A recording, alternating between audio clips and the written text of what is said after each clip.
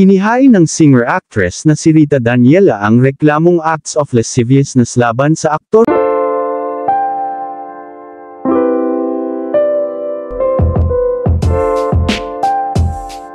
Inihain ng singer-actress na si Rita Daniela ang reklamong acts of lasciviousness laban sa aktor na si Archie Elmenia sa Office of the Prosecutor sa Bacoor City. Ayon sa pahayag ni Rita, sinubukan umanong halikan at pilitin siya ni Archie habang inihahatid siya pauwi pagkatapos ng Thanksgiving party ni Bea Alonzo.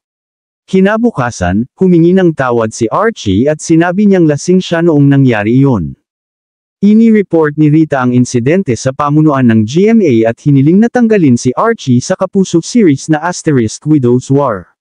Sa kanyang salaysay, sinabi ni Rita na nangyari ang insidente noong ika-9 ng Setyembre sa party ni Bea Alonzo sa Quezon City. Dati ay nag-aalinlangan siyang pumunta dahil nasa ospital ang kanyang ina, pero nagpasya siyang pumunta matapos ang kanyang taping sa All Out Sundays.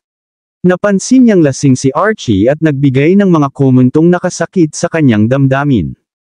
Nang magduet si Rita kasama ang kapuso aktor na si Royce Cabrera sa kahilingan ni Bea, sumigaw umano si Archie ng mga hindi angkop na salita. Sinubukan ni Rita itong baliwalain, pero napansin ito ni Bea at pinagsabihan si Archie. Lalong lumala ang sitwasyon ng inalok ni Archie na ihatid siya pauwi sa Bacoor, kahit pa nakapag-book na siya ng Grab.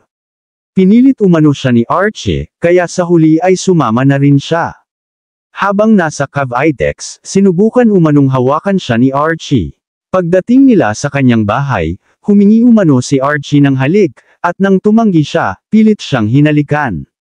Kinabukasan, nag-text umano si Archie upang humingi ng tawad at sinabing lasing siya noong oras na iyon. Bilang ebidensya, idinagdag ni Rita sa kanyang affidavit ang missed calls at text messages ni Archie at naghihintay ng tugon mula sa prosecutor's office.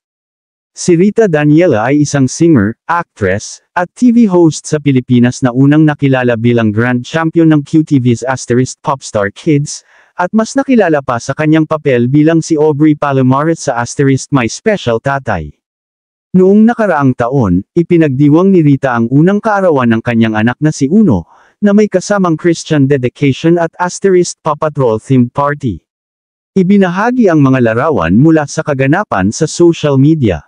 Sa isang hiwalay na panayam kay Boy Abunda, nilinaw ni Rita na hindi siya nagseselos kay Julian San Jose, kapwa niya alumno sa *Popstar Kids.